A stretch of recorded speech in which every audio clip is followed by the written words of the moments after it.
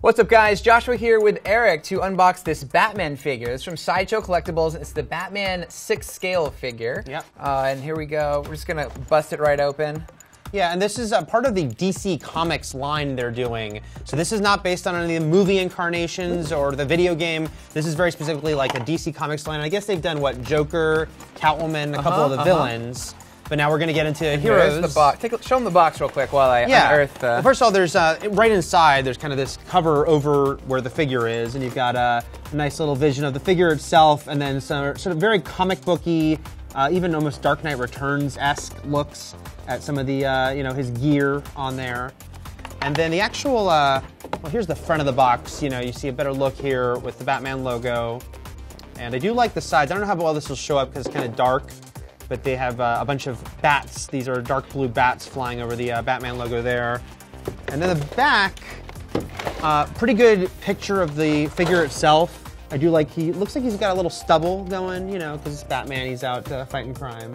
It's a pretty good visual. Okay, enough about the box. Enough about the box, There though. he is. Let's get the figure. Nice cloth Nice cape here. Ooh, what material is that? Let's put his belt down material. a little bit there. Oh, it's a little hiked up. A little hiked up in the box. And you notice his physique is a little, like, thicker than people are used to seeing these days. This is, I think, a sort of new debut of a new body for Sideshow. I guess you call it sort of barrel-chested. And I know once in a while there'll be a figure like this, or even a comic book drawing of someone. Alex Ross does a lot of drawings that look like this, and people say, you made him look fat. And it's like, it's not fat, it's just a much more realistic interpretation of a big, buff guy that's not sort of that, like, comic book, you know. You don't fight crime with like a tiny little waist. Right, exactly. You have to put some weight on. Yeah. He's got interchangeable heads here. We've got 3 different ones.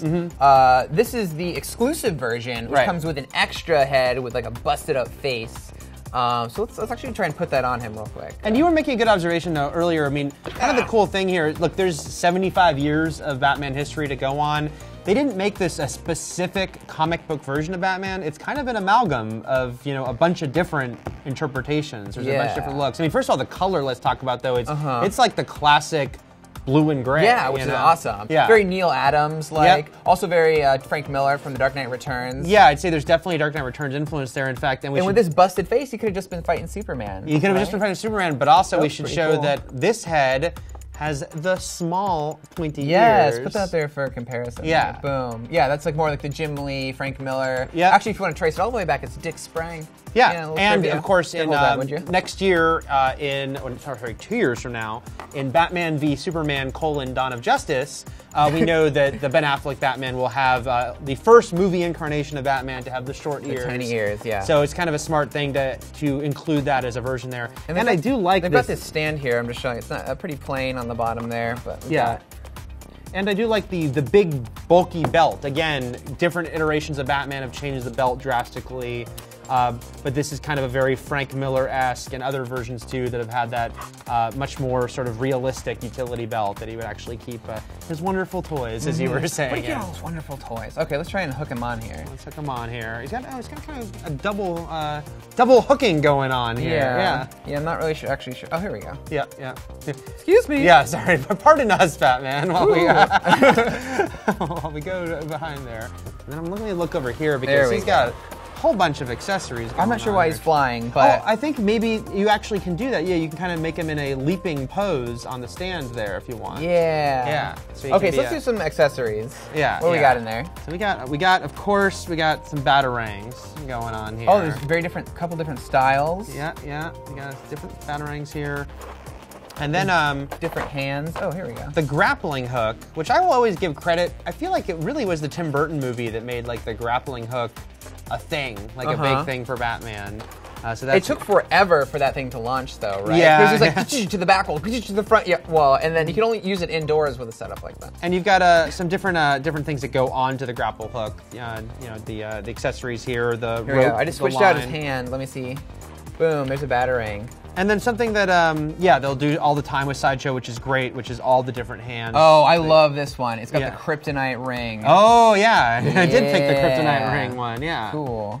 Let's pop that on there. He's got the kryptonite ring. He's got, just the more traditional sort of trigger finger one for the grappling hook. This is cool. I will say that these hands are coming off and on very easily. Yeah. A lot of these figures, like, you never know kind of what you're going to get. You feel like you're going to break it, but these just pop on and off. That's pretty cool. Yeah, yeah. And there he is. He's ready to fight Superman. He has been fighting Superman. Yeah, exactly. I would think that there's going to be a 6-scale Superman in the future for this line, for this DC line.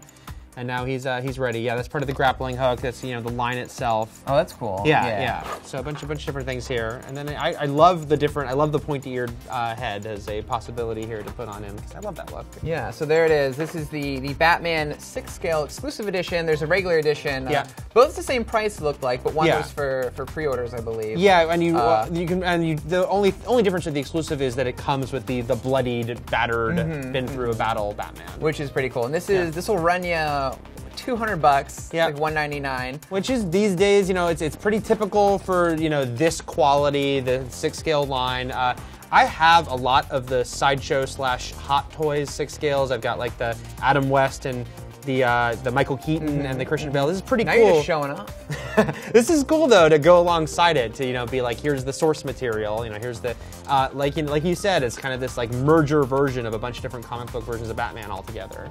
Cool, there it is. And for all things toys and for all things Batman, keep it locked to IGN.